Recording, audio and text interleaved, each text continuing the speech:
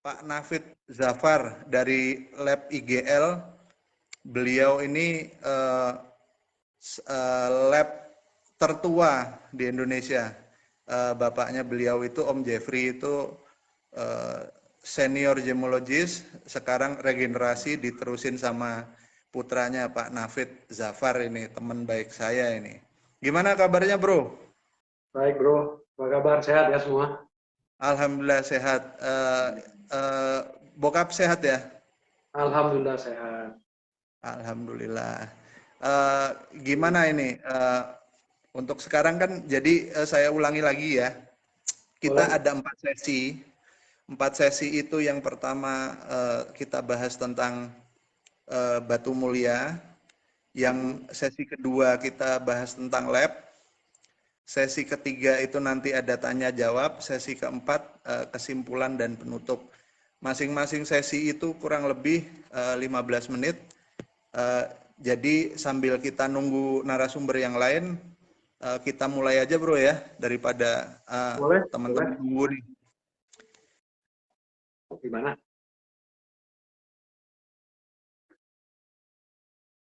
Sinyalnya kurang bagus kayaknya. Halo. Halo. Pertanyaan basic mungkin yang pertama, Ya. kalau untuk batu mulia sendiri bro, batu mulia itu lo sebagai gemolog untuk menentukan kualitas batu mulia tuh kayak gimana sih? Mungkin ada teman-teman yang belum tahu, kita mulai dari situ dulu deh bro. Silakan. Selamat siang semua teman-teman yang sudah bergabung. Selamat siang Bro Eno. Jadi untuk kualitas sebuah batu yang kita melihat, yang pertama ya kita lihat tuh dalam permata itu. Kita sisihkan dulu kan, ada permata, ada berlian. Kita ngomong permata. Permata itu intinya itu, yang pertama adalah warna. Kita melihat warna, itu intinya. It's called colored stone. Makanya kenapa dipanggil colored stone? Emang utamanya itu warna. Jadi contohnya yang mungkin saya bisa kasih lihat tuh kualitasnya itu yang pertama warna. Kedua pasti kejernihannya, itu masuk ke clarity-nya, ya kan? Tergantung dari cutting-nya juga, dari lusternya juga, gitu. Itu kan semua dengan poin-poin yang seperti itu menjadi sebuah batu yang berkualitas. Contohnya kalau kita mengambil safir, let's say, sapphire itu kan batu, misalkan ada safir yang, karena safir itu kan banyak warna ya, ada yang colorless, ada yang kuning, ada yang gitu.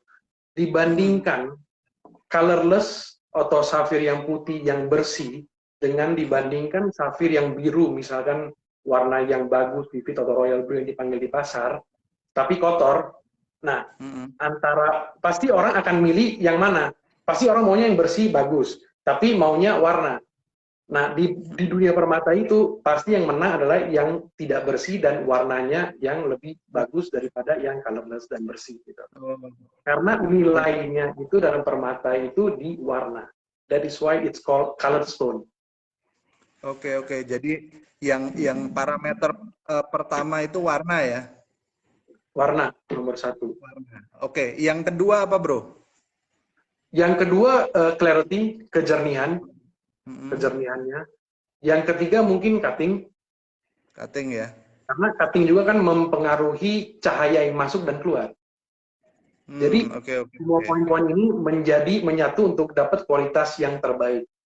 Otomatis kalau warnanya bagus, clarity-nya bagus, tapi cutting-nya kurang bagus, ada efeknya juga batu tersebut itu tidak berkilau atau tidak menarik. Nah itu salah satu faktor kenapa, makanya kalau di berlian itu kan ada 4C. Nah 4C-nya itu yang utama dalam berlian itu kan cutting. Untuk mengeluarkan kilaunya, itu nomor satu. Itu buat berlian. Tapi kalau buat permata, pasti nomor satu warna. Tapi ya ada poin yang kedua, seperti clarity dan cutting-nya. Kalau memang ini tiga itu sempurna, itu akan dapat kualitas yang terbaik. Oke. Nah, terus pastinya kualitas yang bagus itu berbanding lurus sama harga, bro. Tapi untuk batu-batu tertentu, sejauh pengetahuan gue itu kan memang ada faktor lain ya, kayak misalnya treatment, ada juga faktor apa namanya rarity dan yang lain gitu. Nah, kalau menurut lu sendiri gimana, bro? Ya sekarang tergantung ya. Kalau kita ngomong investment grade, kalau investment grade kan pasti ada yang ya itu ya kriteria yang saya bilang, color, terus clarity, cuttingnya. Yes, treatment juga main role di situ. Kalau dapat Hmm, unheated terus perfectnya begitu ya, investment grade buat batu tersebut ya bagus buat investasi ke depannya. Pasti treat hmm. kan banyak kan ada treatment-treatment seperti beryllium, glass fill, itu juga mempengaruhi harga dan kelangkahannya juga. Hmm. Jadi bukan hanya Oke, oke. dari segi dari kualitasnya warna juga, tapi dari treatment-treatmentnya itu yang kita harus lihat. Contohnya kita ngomong kit dan glass fill, pasti harganya juga jauh beda. Iya, Gitu. iya, iya, iya. Oke, kalau kalau dari IGL sendiri, klien-klien lo itu lebih banyak batu apa yang selama ini masuk ke lab IGL?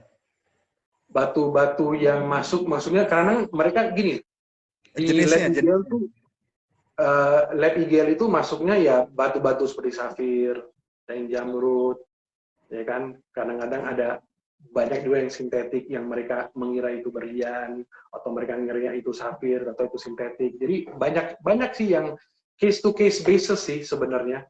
Banyak yang kita lihat itu ya kita nggak bisa patokin apa batu yang masuk. Every type of stone comes to our lab gitu. Mau dari bahan, mau dari jadi gitu. Oke, maksud gue tanya kayak gitu, gue pengen tahu mungkin eh, batu ini kan ada apa ya? Ada ada ada musim-musiman. Mungkin saat ini musimnya safir, nanti 6 bulan ke depan tourmaline dan segalanya. Nah, gue tanya gitu, mungkin itu bisa jadi parameter eh, karena banyak batu yang masuk, misalnya jenis apa, rhodolite garnet misalnya. Oh, berarti sekarang trennya lagi rhodolite garnet nih yang disebar ke pasar. Nah, itu makanya tadi gue tanya itu mungkin bisa kebaca dari batu apa aja yang lo terima, lo bikinin sertifikat segala macem. Itu sih. Jadi ya kebanyakan sih di pasar ya tetap safir, ruby, emerald. Itu that is the big three yang pasti masuk ke lab Hmm. kita. Itu sih kalau batu saya lihat kalau untuk yang tiga itu sih nggak ada musiman. Nggak ada musiman Jadi ya. nggak ada musiman untuk seperti gitu. All season berarti. All season till eternity. That is the big three, the best three. Jadi ya, ya begitu loh. Oke, kalau kalau sekarang kita ngomong tentang prospek investasi untuk batu mulia ya, batu Oke. mulia dan berlian secara umum lah ya, baik itu permata, berlian itu sendiri atau akik misalnya. Kalau menurut Bro Nafit ini kan orang bilang katanya kita udah lewat booming segala macam. Sekarang ini batu mulia tidak sebagus mungkin 6-7 tahun yang lalu gitu loh harganya. Tapi kalau Bro Nafit sendiri lihat, karena kan eh, Bro sendiri sama bokap kan anu ya, pemain batu mulia sudah puluhan tahun gitu loh. Jadi gue yakin kalau Bro Nafit bukan pedagang musiman, jadi bisa ngasih apa komentar yang lebih komprehensif. Menurut lu gimana? Booming, memang kita kan mulai dagang batu ini kan dari tahun 70. Jadi pasti jam terbang dan experience kan kita sudah banyak gitu. Yang penting kan di dalam dunia perbatuan kita harus konsisten. Di bisnis manapun kita harus konsisten. Jadi kalau misalkan karena lagi booming batu, terus kita mengikut-ikut orang, terus habis itu kita tidak konsisten, nggak mungkin kita akan sukses di jalur batu permata.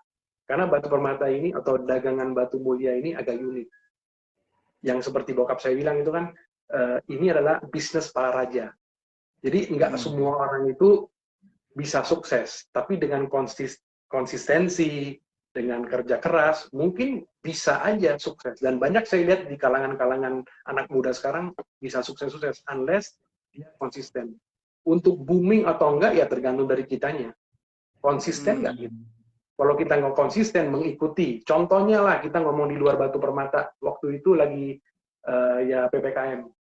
Orang pada biara cupang. Itu kan seperti musiman, musiman gitu loh.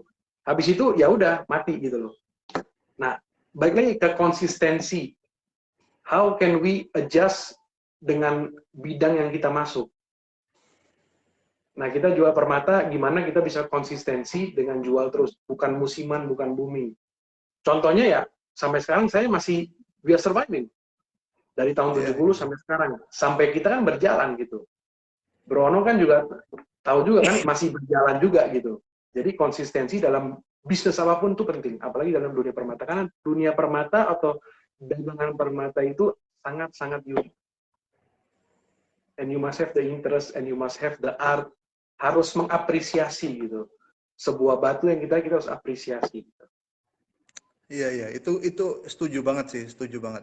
Cuman untuk mungkin teman-teman yang baru ya katakan baru main batu gitu ya, itu kalau menurut lo sendiri apa yang harus mereka persiapkan sebelum mereka terjun ke dunia batu, jual beli batu gitu? Yang pertama, edukasi. Edukasi. Harus mengedukasi diri sendiri. Nggak tahu, bertanya yang ahli. Pergilah ke gemologis atau baca literatur di GIA atau SSIF atau Lotus. Mereka kan sudah, kan dunia online kan sudah di mana-mana. Kita bisa baca, buka di handphone, buka di tablet, semua ada bisa. Atau tanya gemologis yang sudah berpengalaman. Atau tanya sama saya, atau gemologis manapun yang di Indonesia boleh ditanya gitu. Jadi sebelum kita mulai, kita mengedukasi diri kita. Apa sih, dan segmennya yang kita mau jual tuh batu apa? Oh, saya pengen jual safir ya, fokus ke situ. Step by step. Nggak mungkin kita, Rome was built, wasn't built in a day, but they are laying bricks by the night. So, step by step gitu. Saya juga mulai batu mulia juga, ya saya juga sebagai penjual dari tahun 2011 sampai sekarang. Dan saya belajar banyak gitu. Sampai saya keluar negeri, saya kemana-mana, saya jual, saya experience. Jadi pengalaman itu tidak bisa dibeli dengan duit, hanya kita yang ngerasain. Tapi nomor pertama untuk memulai bisnis ini harus mengedukasi diri sendiri. Edukasi itu penting dalam dunia permata. Soalnya dulu itu ada istilah gini bro, kalau lo belum ketipu, itu lo belum belajar batu mulia. Betul sekali. Dan untuk gue sendiri, gue udah ketipu sering banget gitu loh. Kalau di jumlah mungkin ya udahlah. tapi setelah itu memang ya dari ketipu itu kan kita memperbaiki apa yang salah gitu loh. Ketipu tuh misalnya waktu awal itu gue beli batu warnanya ungu. Pedagangnya itu bilang ini katanya kecubung nih mas, kecubung. Setelah gue beli untungnya laku gitu loh. Kalau nggak laku kan gue ketipu 2 kali gitu. Betul, benar. Nah dari situ gue benar yang lo bilang, kita harus mengedukasi diri sendiri, itu benar banget, dan itu gue lakuin gitu loh. Gue belajar, gue cari referensi ilmu dari internet, gue tanya ke gemolog, termasuk sama lo dan bokap gitu loh. Jadi itu memang penting banget sih untuk, jadi sebelum kita masuk ke dunia itu tuh kita paling tidak sudah punya basic pengetahuan yang cukup untuk menghindari ketipu itu tadi ya. Ya, balik lagi bro ya. Saya mau nambahin juga, banyak di kalangan gem lovers atau di kalangan di bangsa kita itu pengen murah bagus. Nah, di permata itu kan tidak ada. Mau murah, mau bagus. Akhirnya ketipu. Habis ketipu, wah saya ketipu ya begitu-begitu ya. Karena you want cheap and you want good quality itu dalam permata itu tidak ada. Betul. Setuju Contoh, banget. You buy Ferrari, nggak mungkin cheap dong, pasti mahal. Betul. Ya kan? Terus pas kita dikasih harga mahal, wah kok mahal? Ya, mereka komplain. Kenapa mahal? Ferrari mahal tapi nggak pernah dikomplain. Ya, beda bro. You want to buy Ferrari tapi you mau harga kijang kan nggak mungkin bro. Kita harus mengedukasi bukan hanya ilmu permata, tapi ilmu-ilmu yang harga-harga. Nah itu harga itu masuk ke experience. Betul. Jadi kalau experience kita beli, oh safir 1 karat sekian, besok belum tentu harga sekian. Kan bertahun-tahun ada inflasi dan lain-lain, bergantung harga naik dan lain sebagainya, pasti kan kayak efeknya ekonomi. Jadi nggak mungkin kita mau beli batu permata sekarang terus minta harga yang 20 tahun yang lalu, kan nggak, mustahil gitu. Iya, iya, betul. Dan kalau kita ngomong harga ya, ini apa ya, yang jadi perhatian gue selama ini itu di tengah situasi pasar batu mulia yang lagi sepi, itu harga batu tuh nggak turun loh. Coba lo amatin deh. Batu Betul, apapun, betul, sama itu sekali mereka betul. tetap naik. Tetap Tetap naik, naik walaupun tetap naik. permintaan kurang. Benar, benar. Itu aneh buat gue. Jadi melawan apa ya? Melawan teori pasar gitu loh. Jadi kalau apa supply and demand, kalau supply-nya turun, harganya ikut turun, ini nggak berlaku di batu. Nggak, Jadi nggak kayak gitu. mungkin untuk investasi ya, investasi itu termasuk masih anu lah. Kalau menurut gue masih prospektif gitu loh batu mulia. Eh, Prospektif, Utamanya yang prospektif. batu yang anu ya, yang kalau menurut gue batu untuk dikoleksi itu nggak perlu besar, nggak perlu mahal, tapi harus bagus. Kecil tapi bagus. Misalnya Betul, nggak harus safir, misalnya garnet atau topaz, tapi yang kualitasnya bagus gitu loh. Kadang orang tuh kan ya yang kayak tadi lo bilang juga gitu loh. Mereka pengennya dapat misalnya safir warnanya royal blue, clarity-nya eye clean, segala macam cutting-nya bagus. Tapi mereka belum siap kemampuan finansialnya untuk batu itu gitu loh. betul. Ya benar, edukasi itu sama mungkin sering-sering ngecek harga kali ya, kayak di marketplace, Tokopedia segala macam itu kan paling tidak kita bisa dapat range kurang Bisa, lebihnya. bisa, bisa. Tapi untuk, ya selalu saya bilang sama klien saya atau customer ya, atau teman-teman yang lainnya, untuk mengecek sebuah harga permata itu nggak seperti kayak kita mau beli mobil atau beli rumah atau beli handphone atau something. Karena batu permata kan tidak ada standarnya. Harganya kan buta gitu loh. Tapi boleh menjadi referensi di marketplace. Oh, hari ini mungkin atau mungkin orang di marketplace menjual sekian. Oke, kita mungkin punya barometer di situ, itu juga bisa gitu. Itu sih nggak masalah. Iya, iya. Iya, itu memang menarik sih. Kalau yang gue lakuin itu misalnya memang kalau di marketplace itu kan harga ada yang tinggi, ada yang rendah dengan kualitas yang ya kurang lebih lah. Nah, itu sih cara paling gampang kalau menurut saya itu di kita bikin harga rata-rata aja. Jadi misalnya ada 10 barang, kita jumlahin harganya, kita bagi 10 barang. Itu kan keluar harga rata-ratanya. Nah, eh, keputusan untuk beli atau enggak itu kan apa ya? Emosional gitu loh. Kalau gue sendiri gitu loh, batu buat orang lain jelek tapi gue suka, ya gue beli Nah gitu loh. itu, Jadi itu. jadi selain faktor harga itu ada faktor emosional juga gitu loh. Kalau menurut lu gimana? Kalau menurut gua selalu bokap ya, sering kalau customer datang sering lihat batu ya, sering dia bilang itu selalu memakai mata, tapi jangan pakai telinga. Artinya kita melihat permata sendiri, kita suka, kita beli. Jangan mendengar orang A, B, C gitu. Karena kalau kita mendengar opini-opini di sekitar kita, kita sendiri yang mau beli batu itu jadi bingung. Jadi what you see, you like, you buy. You don't like, you don't buy. It's simple as that gitu, bro. Dan juga pasti yang faktor utama adalah seberapa kuat kita punya finansial juga. That is Benar. number one juga gitu. You like, you buy. You don't like, you just leave it. Jangan, oh teman saya bilang ini, teman saya begini itu, dia bilang jelek ya. Kamu suka nggak gitu loh? Kalau kamu suka, Benar. ngapain kita mendengar komentar di sekitar kita? Nah, oke bro, ini kan kita apa ya? Kita sudah tahun 2022 gitu. Dunia perdagangan batu mungkin kalau dulu zaman bokap lo itu masih istilah kata door to door. Betul ya. Sementara sekarang kita ini hidup dalam zaman yang serba online gitu loh. Jadi pada saat kita memutuskan pengen beli batu gitu kan kita tidak melihat secara fisik lain seperti zaman bokap lo, pedagang ketemu pembeli, dia lihat barang suka bayar. Nah, ini bagus secara dalam arti kata ini efisien gitu loh. Efisien tuh artinya dari sisi pedagang itu tidak melulu harus eh, ketemu klien gitu loh. Tapi ini juga celah buat penipuan karena kan banyak juga teman-teman yang beli online tapi ternyata setelah batunya datang itu tidak sesuai ekspektasi gitu.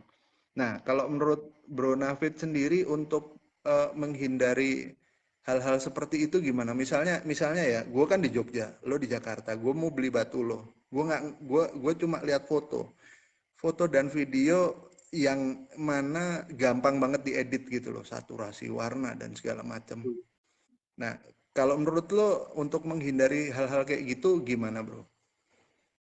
Untuk menghindari sebenarnya nggak ada cara lain untuk lihat langsung, unless seller itu reputasinya bagus, tidak Ya, mengedit. Kita melihat reputasi di market atau mungkin di marketplace kan banyak ulasan-ulasan 5 star whatever gitu yang diulasin gitu kan. Kita melihat, dan kedua juga kita melihat seller ini bisa nggak mempresent foto ekstra lagi atau video dan kejujurannya, kemulusan batunya, what he's benar-benar. saying is it true. Jadi untuk orang membeli pasti ada keraguan pertama. Oh saya ragu nih, bener apa enggak, ya kan? Tapi kita gimana kita mengkasih confidence kepada calon pembeli untuk beli batu kita. Itu gimana gitu loh. Nah kita harus, kalau mereka meminta foto lebih atau video lebih ya kita harus karena kerjaan online ya kita harus siap untuk mengasih, nggak boleh kita bosen dan nggak boleh kita marah kalau dia tidak beli. Karena itu menjadi kerjaan kita di dunia maya kan seperti gitu. Ya Benar-benar. kalau saya di posisi dia kan maunya seperti gitu. Kayak efisiensi, how we give service to our calon pembeli atau pembeli kita, itu kan hal-hal yang ya memang capek, tapi di bidang ini di bidang online yang kita jual permata khususnya, ya kita harus begitu, harus semangat terus. Nah itu maksudnya konsistensi, nggak boleh males, nggak boleh, wah saya capek nih, nggak ada penjualan, ya tetap harus konsistensi. Iya, itu memang faktor-faktor yang paling penting ya untuk pedagang itu konsisten artinya tuh ya apa yang dia sampaikan ke pembeli ya apa adanya itu gitu loh kan. Betul. Kecuali kayak misalnya gue sama Bro Nafid, Bro, gue kirim lu dong barangnya, gue lihat dulu, ntar kalau nggak cocok gue balikin. Tapi ini kan Nah, berdasarkan hubungan yang udah lama terjalin, betul. you trust me, I trust you kan kayak gitu. Very, very true. Nah, Yes. cuman yang tadi gue sorotin sih lebih ke orang-orang yang eh, sama sekali nggak kenal gitu loh. Nah, Tapi benar. ya itu sih mungkin mungkin kalau dari gue ya saran gue eh, yang kayak lo bilang tadi kita mungkin eh, kalau yang gue lakuin itu gue misalnya ngambil foto video itu indoor outdoor. Jadi kadang-kadang orang gini, kadang orang tidak bermaksud menipu, tapi karena kemampuan gadgetnya itu ada keterbatasan, Betul. misalnya safir warna biru yang secara kasat mata itu birunya muda gitu ya, tapi setelah di video jadinya jadi vivid blue. Orangnya nggak niat bohong gitu loh, tapi memang memang Benar, seperti itu jadinya benar. gitu loh. Itu Nah, memang itu, kendala-kendala juga gitu loh. sorry saya potong. Nah, itu yang kita harus menjelaskan kepada calon pembeli. Kita harus benar-benar istilahnya bawel kepada mereka. You want to get the buyer, you want them to buy dengan price yang harga agak mahal, ya kita harus explain, oh di video kurang, tapi di asli lebih bagus. Nah, kita harus explain lebih further. We have to go an extra mile untuk menjelaskan produk kita biar bisa laku. Nah, yang pastinya juga calon pembeli, untuk mereka nih advice kepada mereka, beli yang udah ada sertifikat dari lab-lab yang kredibel. Gimana tahu kredibel ya? Kita kan sekarang banyak bisa report check, bisa cek sertifikat ini benar apa enggak dan lain sebagainya. ya kan? Ya. Itu kan semua ada gitu. Kalau kita beli tanpa sertifikat, nah itu menjadi 50-50 chance, is it synthetic or is it natural? Yang rugi kan yang beli. Nah, itu loh. Tapi, So, bro, sorry. ya, Eh, ya. di marketplace tuh juga banyak loh. Maksudnya gini, batu-batu sintetis pun banyak yang ada sertifikatnya. Kayak apa? Yang gue inget itu nama labnya itu AGSL atau apa gitu. Itu Mhm. batu-batu sintetis udahlah. Kita nggak usah ngelihat barangnya tuh dari harga aja udah ini Ah, sintetis ini udah nggak mungkin. gitu. Nah, itu juga agak masalah juga gitu loh, khususnya untuk orang-orang yang baru ya, untuk Nah, orang-orang yang baru. itu yang saya ngomong. Kalau udah ada memo seperti ini kan yang gitu kan dari luar kan memonya itu kan. Nah, kalau bisa juga kita resertificate lagi orang kalau pembelinya oh saya nggak mau ini ya udah forget it, jangan dipaksain, mendingan kita Betul. memokan atau sertifikasi batu itu ke lab-lab kredibel yang kita kenal di Indonesia lah, yang bonafit lah kita ngomong gitu, Mm-mm. ya kan. Kalau memang pembelinya tidak mau ya sudah, jangan dipaksain untuk beli. Benar. Ya jadi gitu ya teman-teman yang nonton, ini saran yang bagus dari Bro Nafid. Intinya itu kita harus tetap hati-hati, kita harus lihat reputasi seller, terus juga sebisa mungkin itu eh, lihat barang dulu baru bayar. Tapi andai kata itu nggak mungkin ya kita pilih seller-seller yang kredibel lah. Kurang lebih gitu ya bro ya. Kurang lebih seperti gitu. Kurang lebih seperti Oke. itu. Oke. Eh, Mungkin kita lanjut ke sesi kedua ya tentang lab ya. Boleh, boleh. Yang tentang batu udah cukup gua rasa. Kita lanjut ke sesi kedua tentang lab. Oke, ini karena Pak Yulian belum datang, labnya cuma lu doang. Gue mau nanya bro, kalau Boleh. IGL sendiri itu sertifikasi yang dikeluarin itu apa aja? Misalnya ada memo apa, terus harganya berapa nih kalau teman-teman misalnya mau ngecek ke IGL, jadi Nah, mereka kan tahu harga. Silakan bro. jadi untuk memo itu kita di harga 200.000. Mm-mm, Memo plus origin 300.000. mm-mm, Terus ada gem passport seperti ukuran buku yang ukurannya A4, yang small book mm-mm, itu 500.000. Gem mm-mm, passport plus origin 650.000. Dan gem identification yang sertifikat besar yang lengkap itu 900.000. mm-mm. Dan gem identification sertifikat besar plus origin itu 1,1 juta. Nah, 1,1. tunggu dulu nih. Ini lagi ada promo nih di bulan Oktober nih. Wah, Kita ada, pas banget. kita ada 15% kita kasih untuk sampai akhir Oktober ini. Untuk semua sertifikat. Memo, jam paspor, dan Diskon sertifikat. 15%. diskon 15% untuk semua produk sertifikasi ya. Semua produk. Yes. Buat Itu sampai akhir Oktober ini. lo bikin sertifikat diamond grading nggak? Diamond grading kita bikin juga.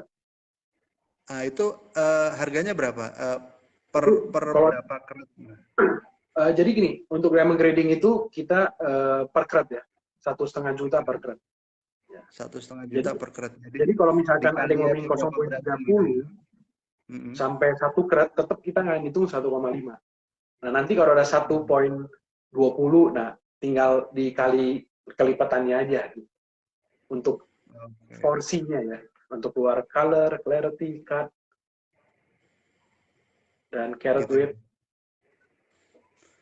Oke bro, kalau lo sendiri sebagai gemolog nih kesulitan apa aja yang lo temuin selama lo ngecek batu? Kesulitannya itu, nah balik lagi ya, kita sebagai gemolog kan kita harus benar-benar teliti. Jadi Mm-mm. kesulitan yang saya pernah mengalami itu sebuah batu itu terlalu bersih. Nah itu Hmm. kadang-kadang bikin saya ragu. Ini batu Hmm. bersih. Contohnya lah ya, berapa minggu lalu saya mengecek ruby. Ruby ini bersih banget. Terus di bawahnya itu kayak ada fingerprint, tapi saya nggak percaya itu fingerprint, mungkin dari benturan atau gimana. Nah, gimana saya mengidentifikasi ini natural atau sintetik? Ya. Nah, saya baca-baca juga, saya buat referensi juga. Nah, ada satu di batu ruby itu ada twinning line. It's called microsynthetic atau something, microsynthetic twinning line. Nah, twinning line itu eh, kelihatan kalau kita menggoyang batunya di mikroskop. Kita bisa lihat dalam mikroskop itu loh. Dia seperti garis-garis. Tapi tipis banget gitu, bukan color zoning ya. Nah, saya lihat referensi-referensi gitu, ternyata ada juga twinning line seperti kayak gitu. Nah, jadi kesimpulan itu saya mengeluarkan itu natural. Karena dalam kasus sebelumnya juga saya ketemu juga twinning line seperti itu, dan beberapa lab sih yang saya tahu sih mereka mengeluarkan natural. Jadi Oke. kesimpulannya itu enggak gitu. Sorry gue potong. Yang twinning light, inklusi twinning light itu indikasi hit atau no hit? No hit. No hit ya. No hit. Karena tidak ada tanda-tanda lain di situ. Jadi otomatis dengan itu inklusinya itu sebenarnya bukan inklusi ya, mungkin refleks dari batunya ya. Jadi dia tuh nggak di dalam, nggak di luar juga. Jadi pertengahan-pertengahan pembatasan dari batu atas sampai di bawah meja gitu ya. Nah, twinning line itu seperti kayak begitu. Jadi twinning line itu ya dengan kebersihannya sempurna, ya itu memang no treatment at all gitu. No treatment ya. Itu sih salah satu dari banyak batu yang saya cek, itu salah satu yang sulit sih. Kalau kebanyakan kalau batunya bersih. Nah, itu menjadi sulit buat kita. Antara iya kita keluarin atau kita menolak. Oke. Mungkin pertanyaan gue selanjutnya gini. Sorry, ini jawab teman-teman yang nonton dulu ya. Ini nanti pertanyaan teman-teman ini saya jawabnya di sesi ketiga, di mana itu sesi tanya jawab. Nanti pertanyaannya kita rangkum di sana, kita jawab di sesi ketiga juga ya. Oke, yang kedua mungkin gue tanya gini bro, sampai sekarang ada nggak treatment baru untuk batu mulia gitu loh, yang di luar yang kita tahu selama ini gitu loh, ada nggak treatment baru? Treatment baru ada. Treatment baru kayak ada namanya, nggak tahu ya, saya baru-baru dengar nih dari Bangkok sih, namanya Glufil. Glufil itu untuk batu apa? Saya belum mendalami juga ya, karena itu mungkin mereka pakai lem untuk menutupi atau sama. Tapi treatment batu permata itu pasti akan berkembang. Ya, pengalaman kita lihat glass filling di ruby dulu, ya kan. Sekarang glass filling sama kobalt yang biru. Dulu kan waktu glass fillingnya ruby kan nggak ada. Terus ada. Jadi treatment itu pasti itu berkembang. Pasti akan berkembang gitu. Ya, kita harus up to date lah terus. Kita harus benar up to date. Kalau glue filling setahu gue itu nggak tahu ya kalau untuk permata ya, tapi kayaknya udah lama untuk virus ya, glue filling itu impregnated atau apa gitu. Di Sapphire juga ada. Sapphire Ruby juga udah mulai. Di Sapphire? Ya, Sapphire Ruby udah mulai gitu. Kebanyakan mereka prakteknya semua di Bangkok. Itu mungkin pakai lem Alteco kali ya, jadi keras gitu. Mungkin aja gitu ya, Pak Ibon gitu ya. Hah? Bro, mungkin nggak sih bro ada perbedaan hasil lab, misalnya gini, misalnya lo menurut, nggak usah antar lab lah ya, misalnya pernah nggak lo sama bokap beda pendapat gitu loh, misalnya menurut lo ini hit, tapi menurut bokap no hit, itu kan bisa kejadian antar lab gitu loh. Nah, bisa. Ya, antara perbedaan antara gua bokap sih pasti ada. Tapi kita kan kerjasama sebagai tim. Gimana kita membreakdown, mendapat kesimpulan. Ya. Apa sih ini? Ini hit apa enggak sih? Kan enggak mudah juga. Sekarang kita punya low hitting, ada yang high hitting. Low hitting kebanyakan mereka lakukan di batu-batu dari Madagaskar. Bukan berarti Sapphire dari Sri Lanka juga nggak ada. Jadi untuk mengetahui low apa enggak, itu harus sangat teliti. Nah, bokap pasti dengan segudang pengalaman dia mungkin lebih tahu. Tapi dengan experience dia juga saya menggabungin dengan knowledge yang ada di zaman sekarang ini kan menjadi satu ya. Saya juga lihat ya kita harus teliti bro. Kita nggak bisa terlalu cepat-cepat menyimpulkan ini hit apa enggak gitu. Nah itu menjadi karena suka menjadi beda pendapat sih di situ. Tapi kita kerjasama sebagai tim gimana kita menyimpulkan ini sebenarnya hit apa enggak sih. Nah itu makanya perlu ketelitian dan perlu waktu untuk mengecek. Telitian nomor 1 dalam dunia game bro. Tapi gue seneng dengan lab IGL itu salah satunya karena lo punya second opinion gitu loh. Kan banyak terjadi di beberapa lab itu lab hanya ada satu gemolog. Sehingga pada saat apa ya ada hal yang membingungkan itu ya dia harus memutuskan sendiri gitu loh tanpa pendapat dari orang lain gitu loh, gemolog lain. Tapi mungkin IGL ini role model yang bagus, mudah-mudahan bisa diikuti sama lab-lab yang lain yang mungkin cuma gemolognya satu. Gue nggak bilang gemolog satu itu pasti salah ya, tapi akan lebih baik pada saat terjadi kebingungan itu ada opini kedua. Apalagi bokap kan juga senior gemolog, pengalamannya panjang. Panjang gitu ya. Ya basically ya kan banyak sekarang sudah dibilang kan referensi itu banyak. Kita tuh di JI kan kita buka lab ini kan kita kan sekolah dan sekolah ini kan nggak gitu gampang juga. Dan kita punya manual book. JI manual book. Kita bisa referensi ke situ atau kita bisa referensi ke lab-lab luar yang lain yang kita bisa melihat. Kalau memang kita ragu dengan identifikasi kita, mendingan kita tolak. Di kita tuh seperti gitu. Kalau kita nggak yakin, we don't feel confident, nggak bisa, ini terlalu bersih, kita belum berani. It's not all about the money, it's all about integrity, it's about professionalism, ya kan? Itu yang utama buat kita. Karena kalau kita tahu kita bilang, oh ya this is natural, tahu besok dia ke lab lain, misalnya keluar, tahu sintetik, kan kita jadi nama kita yang dipertaruhkan loh. Jadi mendingan kita tolak. Oke. Mungkin kita bro, ini masalah yang sebenarnya klasik ya, klasik, tapi ini jadi masalah yang terus menerus, yang sebenarnya menurut gue ini nggak penting sih. Cuman gue tanya dulu pendapat lo. Kalau menurut lo itu origin tuh penting nggak sih dalam kita apa ya mengkoleksi batu, beli batu gitu? Penting nggak menurut lo? Penting dan tidak penting. Pentingnya itu sebagai calon buyer. Kita ngomong calon buyer itu pengen tahu ini dari negara mana sih? Atau ini made in mana sih? Contohnya lah, oh ini gue beli spare part, oh ini made in Japan, made in Hong Kong, made in China. Ya, Oke, untuk pengetahuan nggak masalah.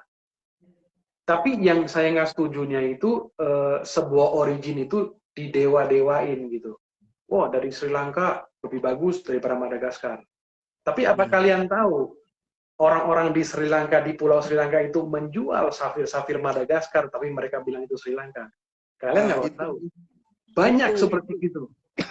Karena mereka orang Sri Lanka itu ngetem. Mereka tuh waktu safir keluar di Madagaskar, mereka di situ. Mereka punya office, men-setup office di Afrika nggak gampang lah. Nggak susah. Mereka pasti ditambang. How will you know? Oke, dari inklusi.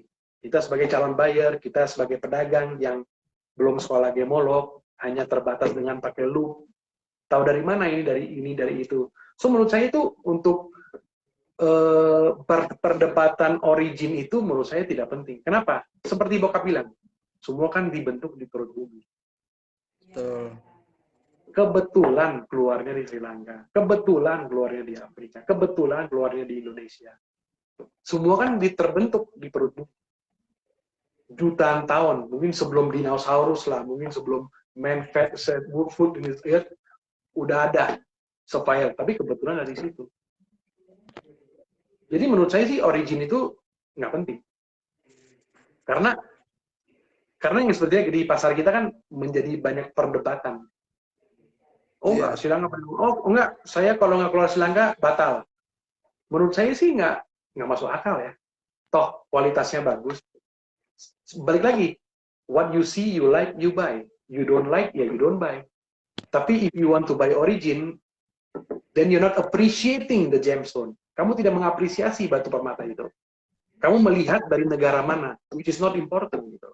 Karena setiap lab itu punya opini. Baik lagi, origin itu is objektif, is subjektif, bukan objektif.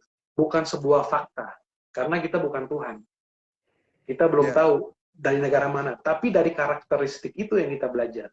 Dari inklusinya, kita melihatnya, kesimpulan. Makanya selalu di IGR itu ditaruh opinion based on gemological data. Opinion. Karena kita manusia, kita bisa salah. That's why origin is always opinion. GIA juga seperti kayak gitu. GIA juga sebenarnya this opinion dari lab. Jadi tidak lab kita jadi tidak bisa menjadi patokan that origin itu benar-benar dari situ. Yes, mereka bilang sekarang canggih bisa ambil sampel dan lain, tapi kan bisa overlap. Overlapping itu pasti terjadi dengan teknologi berkembang nanti ke zaman pasti kan mungkin akan berkembang. Tapi untuk sekarang kita ambil sampel lab ini itu kan bisa overlapping aja.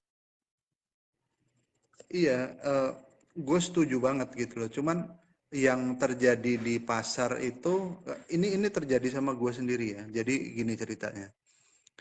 Suatu ketika gue jualan batu safir, udah ada memonya, keterangan origin itu Sri Lanka. Gue jual sama orang, di cutting ulang sama dia, di sertifikasi ulang, keluarnya Madagaskar. Bukan Madagaskar, apa? Burma.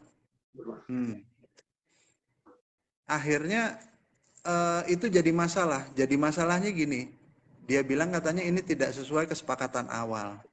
Nah dari sisi gue, karena batu itu udah di-cutting ulang, mana gue tahu gitu loh itu batu gue atau bukan. Ini masalah yang jadinya ruwet gitu loh. Betul. Nah ini masalah origin ini memang banyak terjadi, orang gagal transaksi loh. Ini makanya waktu itu gue pernah bikin ide kalau sebaiknya kalau hanya untuk menentukan harga origin tuh nggak usah dicantumin lah, ngapain gitu loh. Kecuali kalau lo pengen tahu origin itu untuk scientific gitu, oke. Tapi kalau untuk harga itu kayaknya kok nggak masuk akal gitu loh menurut gue. Jadi ya balik lagi kepada orang masing-masing ya, mau nerima apa enggak. Ini kan sebuah edukasi. Nah orang ini mau terima enggak? Maksudnya kesepakatan dari awal yang pedagang-pedagang melakukan, oh ya ini saya jamin, saya garansi di Sri Lanka. Saya jamin, saya garansi. Loh, sekarang kan kita yang garansi yang utamanya kan naturalnya. Itu kan yang utama. Ya kan?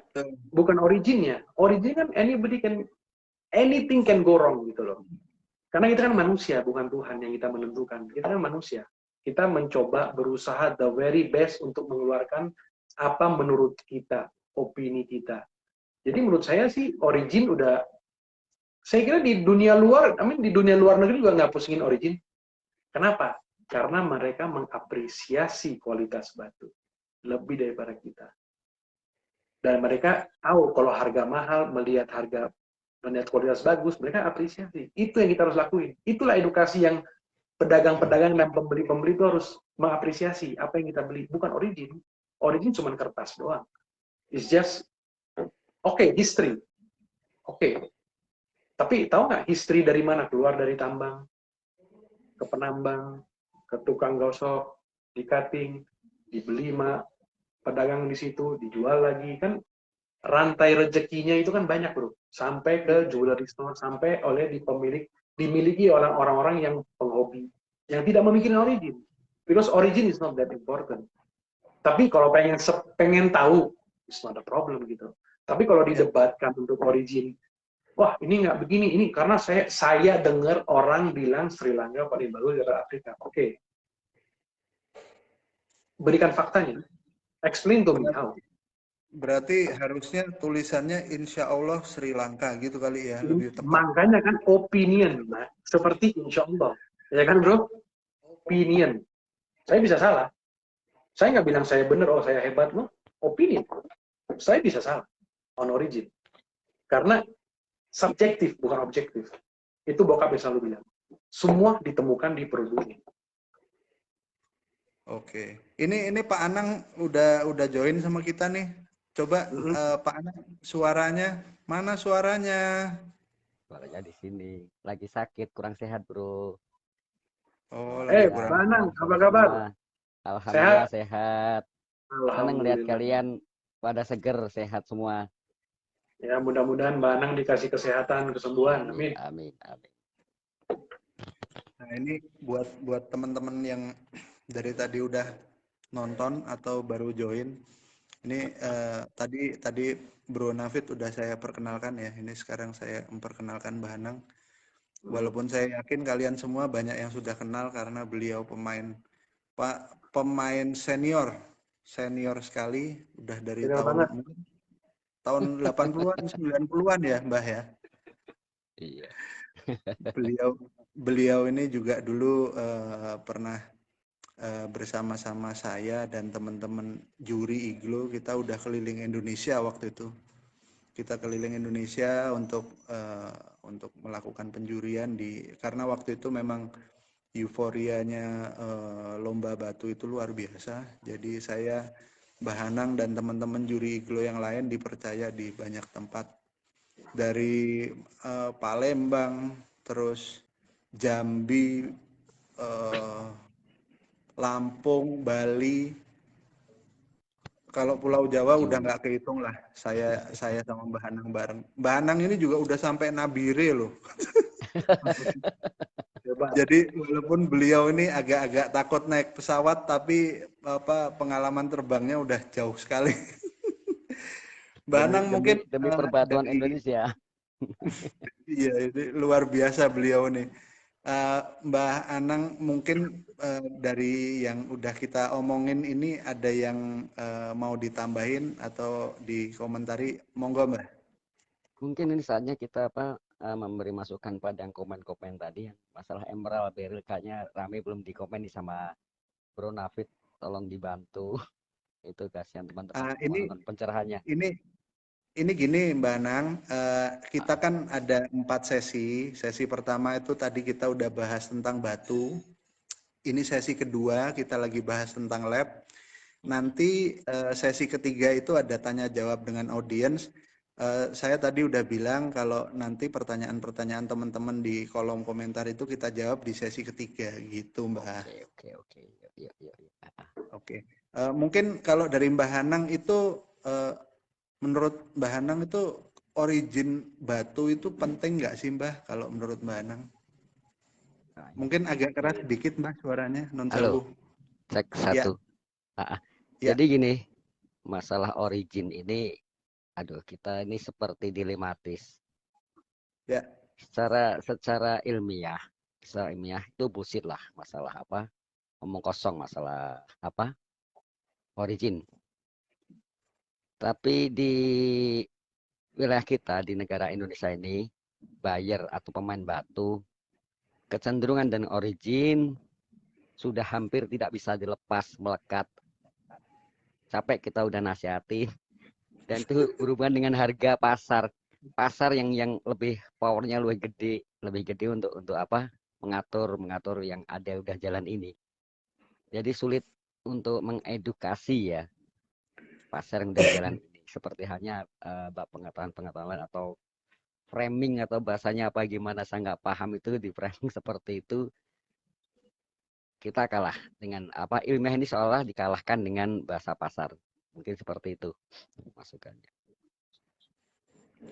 Iya, iya. Kalau Mbak Anang pernah ada pengalaman nggak yang kurang mengenakan gara-gara beda identifikasi origin?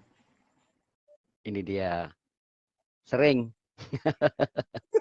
sering capek sampai sehingga jadi muncul fitnah, muncul bahasa yang nggak mengenakan, kata-kata kasar sering kita terima, apalagi kita sering ditanyain teman-teman ya, walaupun tidak secara gemolog, secara kita bicara di pasar ketemu ditanyain masalah origin saja, kebiasaan nih kalau urat seperti ini adalah Afrika.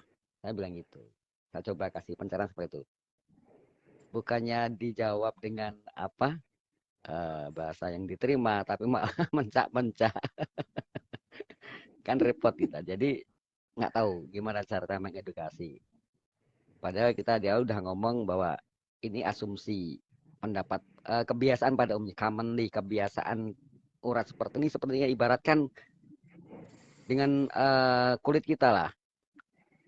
Orang hitam, biasa kan yang Afrika, orang kulit putih. Seperti Betul. Cina itu Cina Betul. gitu, seperti itu. Kita ibaratkan tetap aja masih sulit untuk menerima. Jadi gimana ya masalah itu? Kembali ke pasar, kita berusaha mendobrak pasar nih yang masif gerakannya ya, lebih mayoritas menguasai. Demikian. Iya, iya, iya. Oke, matur nuwun Mbak Anang, ini mungkin kita cukup ya ngobrol tentang origin.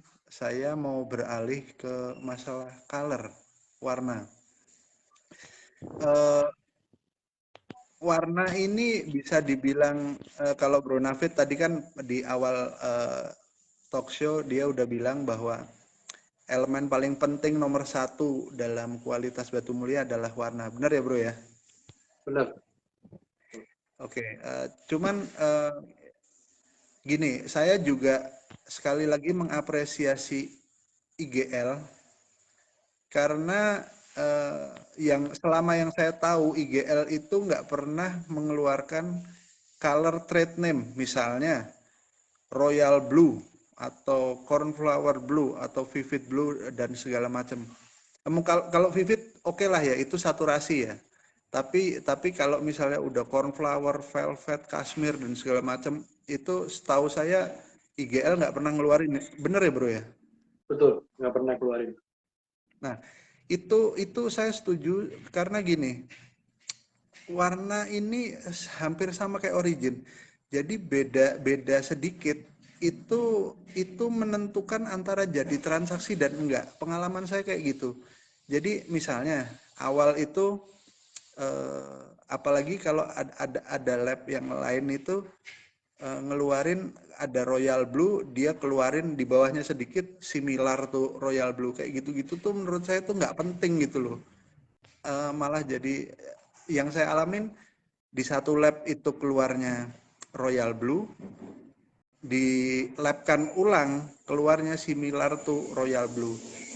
Andai kata misalnya semua itu hanya kayak IGL blue aja gitu. Jadi batasan untuk saturasi dan tone-nya itu dipasrahkan ke konsumen. Yang saya tangkap sih kayak gitu. Menurut Bro Nafid gimana?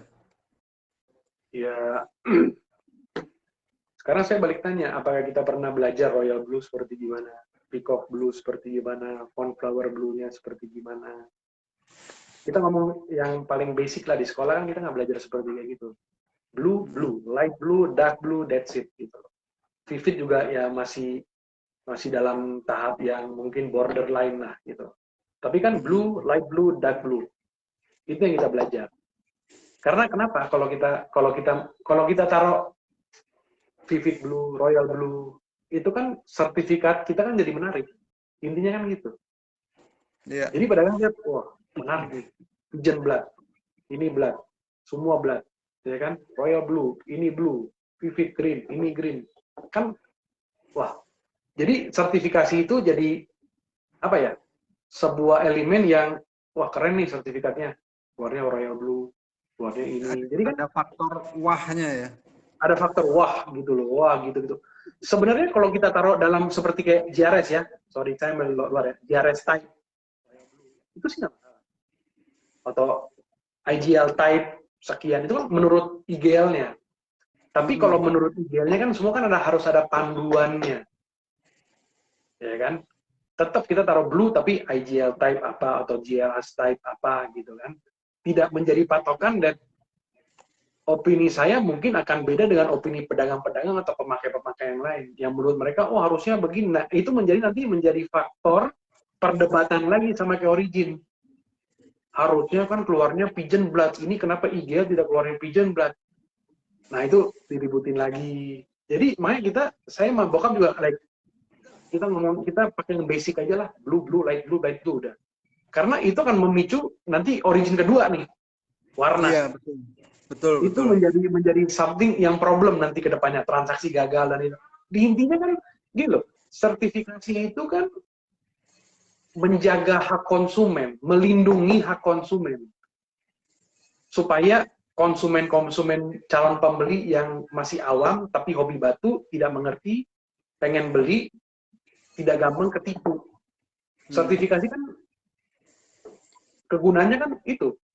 Iya, betul. Jadi menurut saya sih sebenarnya sih sah-sah aja kalau mereka mau pakai IGL type warna apa, itu sih nggak masalah kan. Menurut kita tetap Iya, blue iya. tetap ada gitu kan.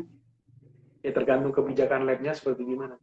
Atau seperti kita kan kalau misalkan dulu di Chrome Calcidoni waktu zaman bacaan di komen kan known in Iya. the trade as Garut ya, itu sih nggak masalah gitu. Tapi kalau kita taruh natural Garut, nah itu nggak boleh. Karena kan Garut kan sebuah kotak gitu, bukan Iya, sebuah iya. jenis batu. Nah jadi pembeli-pembeli atau pedagang-pedagang batu harus mengerti. Nah itu baliknya lagi, edukasi itu nomor satu, penting gitu. Jangan karena dia dapat keuntungan dan advantage, dia pengen apa yang mereka mau, itu nggak bisa. Dan di kita juga nggak bisa, Pak, saya pengennya begini, ya nggak bisa. Kamu ikutin aturan saya, bukan saya ikutin kamu. Yang dia mau kan siapa gitu loh. Yang punya lab siapa gitu loh kan. Jadi makanya kita agak strict sih untuk seperti itu. Karena nggak boleh dimain-mainin. Kasihan dong calon pembeli kalau misalkan natural kita bilang, kalau sintetik kita bilang natural kan, ya itu kan sebuah udah nggak jujur, sebuah kebohongan. Nah kita kan nggak mau seperti kayak begitu. Atau origin diatur-atur, kita tuh nggak bisa diatur. Dan kita nggak mau diatur. Gitu bro. Iya, iya. Ya, ini juga ada pengalaman menarik saya pribadi sama Mbah Hanang Hmm. waktu itu. Kalau nggak Hmm. salah, saya waktu itu di mana ya? Di daerah Sumatera lah. Itu jadi ada lomba kategori White Chalcedony. Iya, betul. White Chalcedony itu buat kita ya, buat kita kalau white sama colorless itu beda gitu loh. Nah, pada saat itu saya memang diskusi sama Mbah Hanang, akhirnya kita menangin yang agak milky ya, Mbah ya. Iya, betul. Ah, Nah, kita menangin yang milky. Waktu diumumin apa namanya pemenangnya, geger. Geger, kita dikerubung orang banyak, ada itu 100 orang itu. Saya cuma berdua Mbak Hanang. Geger, geger terus kita ditanya, wah jurinya ya udah kata-kata kata-kata kasar, kotor lah. kata-kata kotor, kata-kata kasar keluar semua. Terus akhirnya saat kita jelasin, kita itu kan bekerja berdasarkan kategori ya. Kalau mereka kategorinya White Chalcedony, ya kita yang kita menangin kan nggak mungkin yang colorless. Ya, jadi memang di apa namanya malah sampai waktu itu Mbak Anang di di dijejer gitu, dijejer yang satu colorless, satu yang agak milky Chalcedony itu. Begitu dijejer Mbak Anang bilang, lebih putih yang mana? Nah, baru mereka bisa paham. Gitu ya Mbak ya waktu itu ya? Iya, betul. Bahkan yang kita tanya bukan bukan pemain, orang luar malahan. Penonton umum, bukan Penonton. bukan pemain atau peserta yang jawab itu malahan.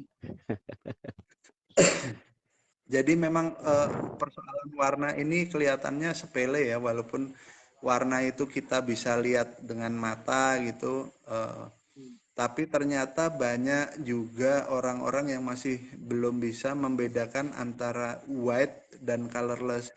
Nah, pemahamannya mereka yang saya tangkap itu untuk kelas White Chalcedony pada saat itu versi mereka ya yang saya tangkap itu harusnya yang paling bening yang menang.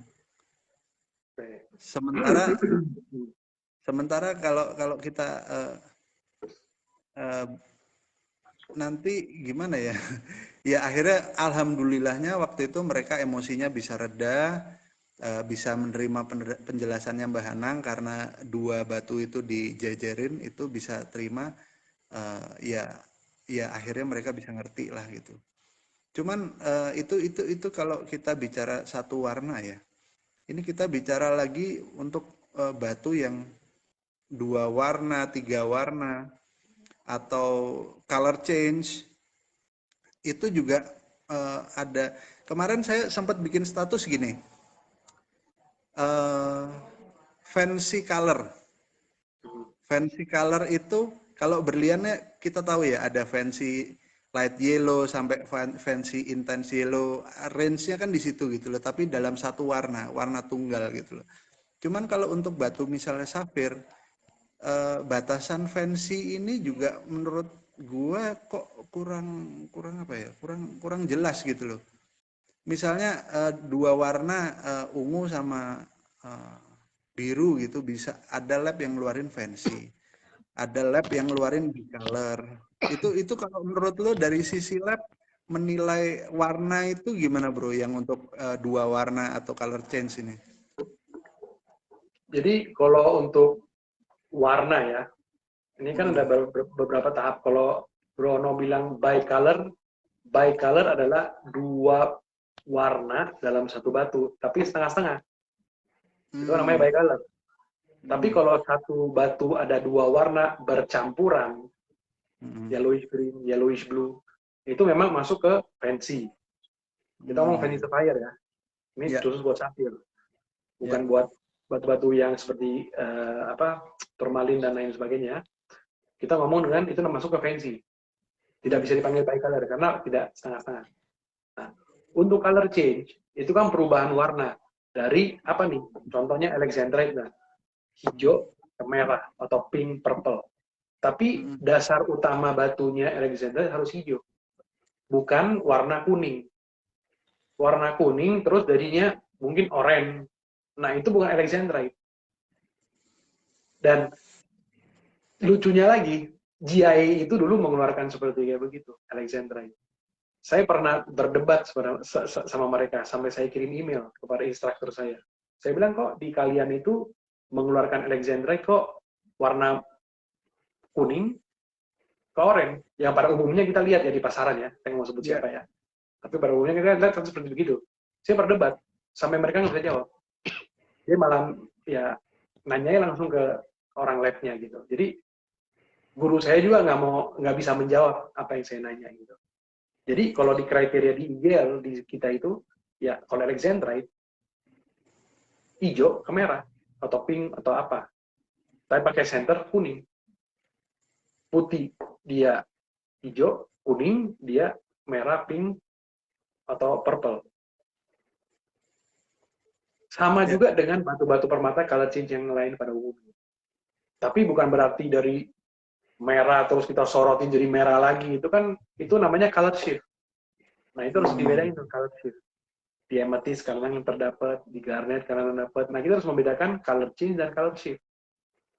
Contohnya lah, kalau misalkan kebanyakan yang saya juga kan melihat juga batu-batu seperti safir ya, terutamanya kayak batu-batu seperti dari Madagaskar ke banyak Afrika gitu ya.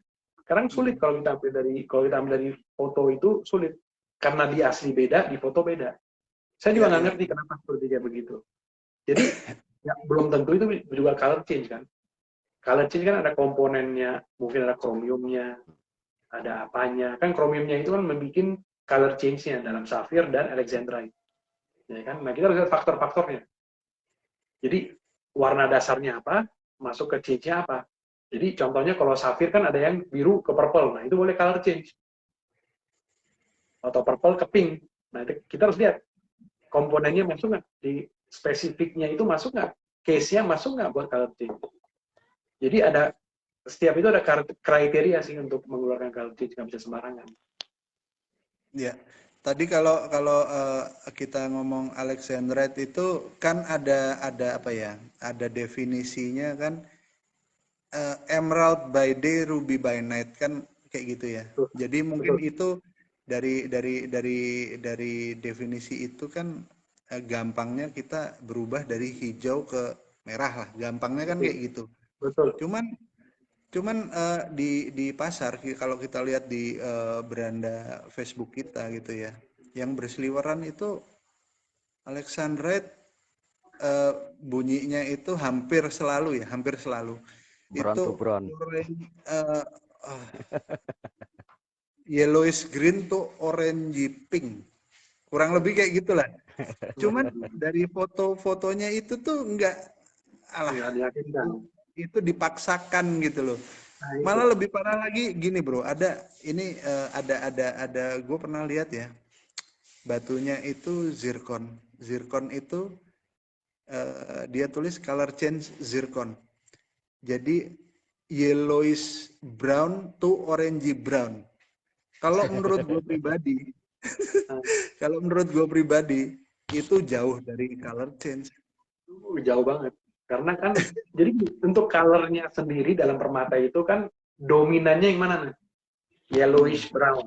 Artinya yang dominannya tuh brown, Ya, bukan betul. yellow-nya. Yellow-nya cuma komponen hue-nya sedikit di situ. Jadi kalau misalnya yellowish brown ke orange brown, apa bedanya? Sama Brown aja to kan, brown. dominannya brown to brown, ya kan? It doesn't make sense, that's not color change gitu loh. Tapi memaksain untuk biar wah ini color change lu zircon langkang lu. Nah balik lagi ke situnya, jangan kita menipu publik lah gitu loh. Nah itulah edukasi itu kurang karena kita mau menguahkan barang kita biar cepat laku.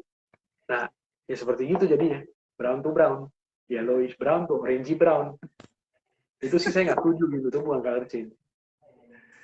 Oke, kalau Mbah Hanang sendiri ada pengalaman apa ini, Mbah, selama dulu keliling, baik pada saat nawarkan dagangan atau mungkin pada saat nyuri, ada pengalaman apa nih? Monggo.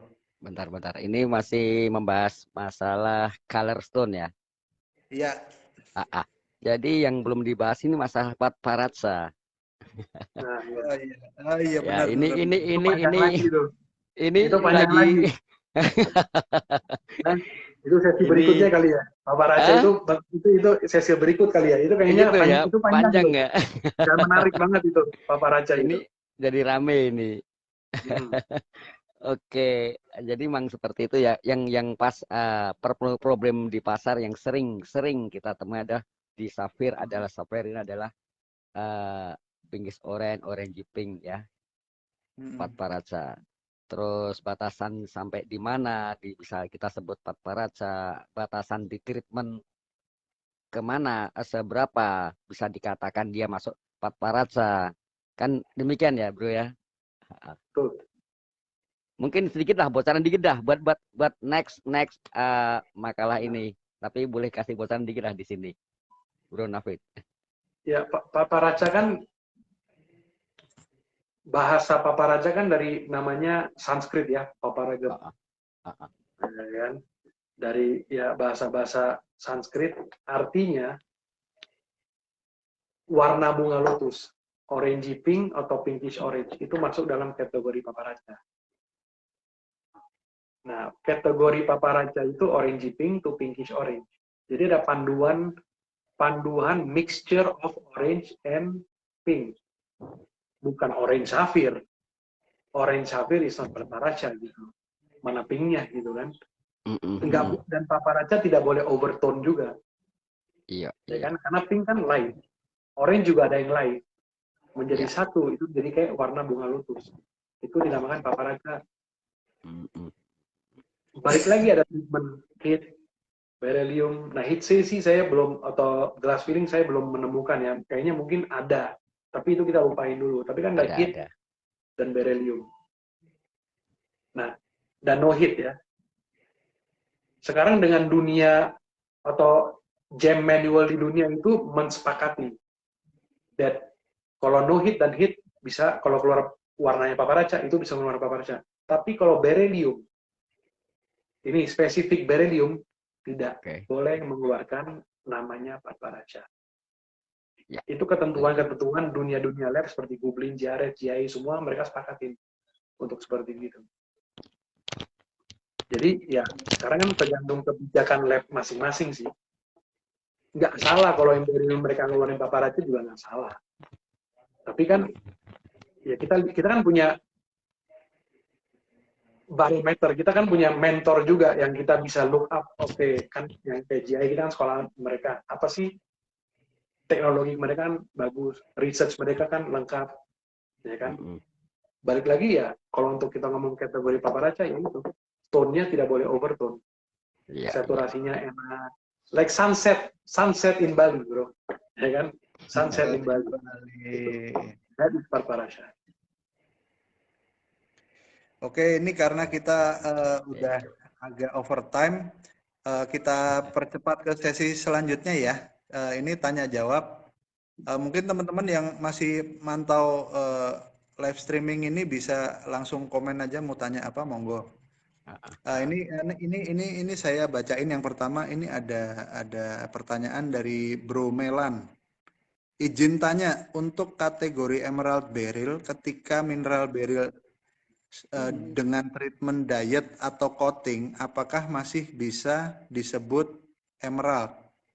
Bro Nafid, coba tolong dibantu. Nah, jadi untuk emerald beryl sudah di coating di diet ya, coating diet, coating mungkin dipakai kaca film ya, mereka ini ya, itu kelihatan di mikroskopnya itu kayak kelupas-lupas. Itu nggak bisa dipanggil emerald karena warnanya bukan asli, warnanya itu kan bukan natural. Itu mungkin masuk ke beryl. Tapi tergantung dari refractive index-nya. Nah, ini lucu juga. Mungkin sebulan yang lalu ada yang datang ke lab saya bikin seperti kayak gitu. Dia ada dari lab yang, saya nggak tahu lab mana itu, dia mengeluarkan natural emerald, tapi coating. Tapi pas saya cek, RI-nya tidak masuk ke 156, 157. Tidak masuk ke RI-nya, refractive index-nya, indeks biasnya emerald, tapi masuk ke indeks biasnya quartz. Nah, jadi harus hati-hati juga. Banyak yang coating kayak gitu, mereka jual sebagai emerald, nggak taunya itu diet quartz atau coating quartz. Jadi pertanyaannya apakah itu bisa dipanggil emerald atau tidak? Saya bilang tidak. Karena warnanya bukan asli. Mungkin beryl saja kalau masuk ke indeks biasnya beryl atau teman-temannya seperti emerald ya. Jadi kalau untuk coating atau diet itu tidak bisa kita panggil emerald, hanya natural beryl. Ya, ya. Nah, ini ada pertanyaan lagi. Pada saat kita sertifikati batu permata harus bayar ekstra jika minta origin, dilema juga. Mungkin pertanyaannya kenapa kalau pakai origin itu harganya lebih mahal? Kira-kira mungkin gitu, bro? Karena kita harus teliti, bro, melihat inklusinya dengan referensi panduan yang kita ada, itu kan memakan waktu, memakan pengalaman kita, ilmu kita. Untuk mengecek origin tidak semudah yang seperti kita mengidentifikasi batu loh. Itu harus hati-hati juga. Karena kalau kita mengeluarkan origin, tetap kan pakai opini. Tapi kan nggak asal kita, oh ya sudah ini Sri Lanka. Kita kan mau mengetahui karakteristiknya. Bukan tebak-tebakan. Jadi kita harus lihat, ini benar apa sih gitu. Jadi kita juga mengecek, kita juga puas. Benar nggak sih? Biar kita juga nggak penasaran apa sih. Makanya kan seperti Bro Ono ngomong kan, lebih baik nggak usah pakai origin. Itu saya setuju. You don't have to pay extra. Ya kan, kalau memang deli mah ngapain pay extra?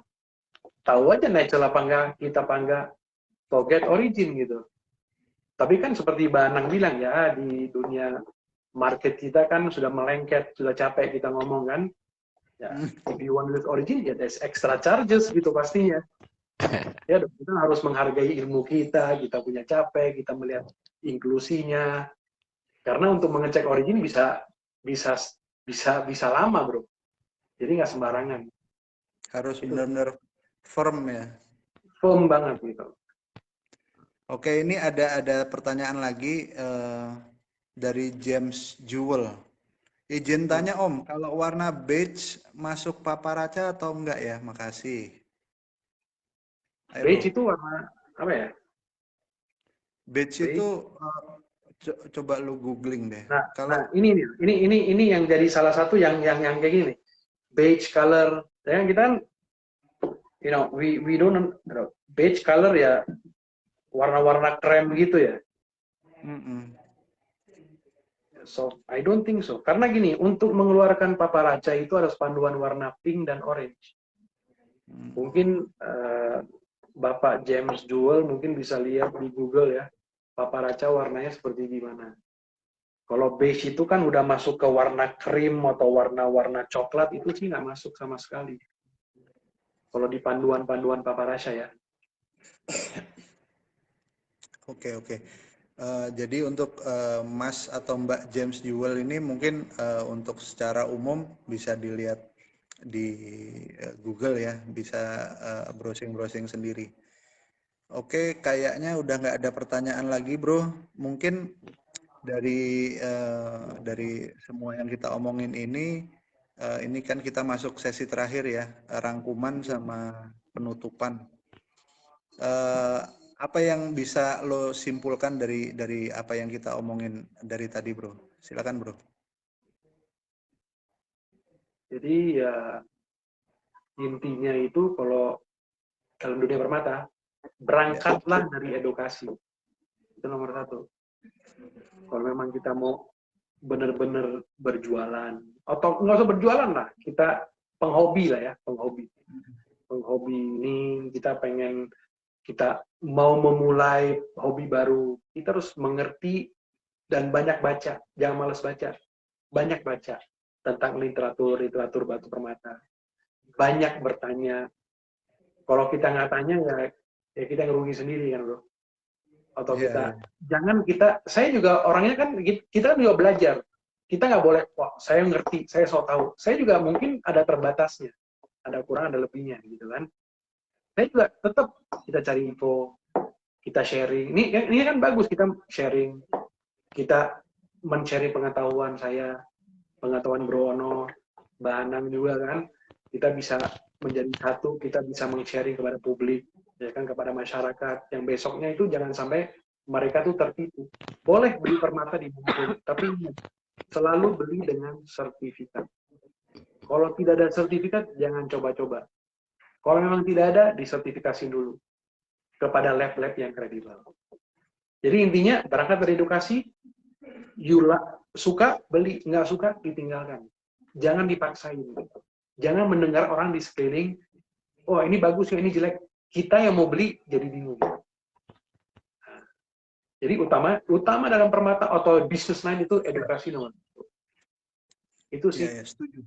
nomor satu. Setuju banget. Ini ada pertanyaan susulan ini dari Mas Fai. Apa memang ada batu natural zircon yang bisa CC, color change? Ada nggak color change zircon? Ada. Ada ya. Tapi sangat langka sih. Ada. Itu perubahannya dari apa ke apa yang Bro Nafid tahu? Dia tuh ada beberapa sih, mungkin kayak hijau ke warna merah. Ada, saya pernah lihat kalau nggak salah. Di Bangkok tuh sekarang lagi banyak juga ada yang warna-warna pink atau warna-warna biru ke pink. Ada sih. Tapi emang sangat langka buat zircon ya. Tapi memang ada.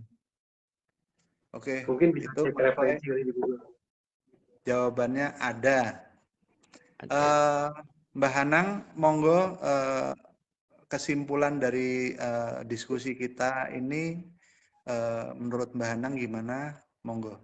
Kesimpulan, terima kasih kepada semua teman-teman penghobi, pedagang yang sudah memantau kita punya channel ini. Semoga ini dapat menjadikan kita semua jadi lebih baik tentunya edukasi ini. Dan mungkin channel ini live streaming ini bisa kita tingkatkan baik nanti dari segi kualitas apa atau bagaimana. Mungkin adalah Bro Ono yang lebih paham nih masalah ini untuk peningkatan kualitas kita. Mungkin dari tidak hanya dari narasumber yang tidak harus senior, mungkin dari pemula boleh kita jadikan narasumber supaya mereka tahu orang pasar, taruh orang pasar lah. Biasa main di pasar, kita panggil, minta ajak bincang-bincang. Siapa tahu dari situ justru edukasi bisa lewat mereka.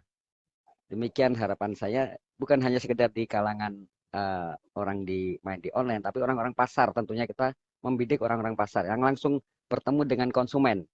Itu. Terima kasih masukan saya seperti itu. Sukses selalu. Amin, amin, matur nuwun.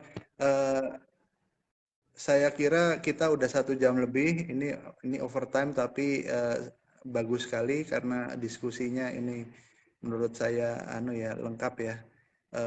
Terima kasih banyak nih Bro Nafid, Mbak Hanan Sama-sama. juga terima kasih. Oke. Salam Yuk. hormat untuk bokap sama nyokap dan keluarga. Semoga kita semua dikasih kesehatan untuk bisa diskusi lagi di lain waktu ya. Minta waktunya lagi untuk lain waktu. Boleh, siap, kapanpun. Oke. Siap. Makasih Oke. banyak sekali lagi. Assalamualaikum warahmatullahi wabarakatuh. Waalaikumsalam Bye, bye. warahmatullahi wabarakatuh.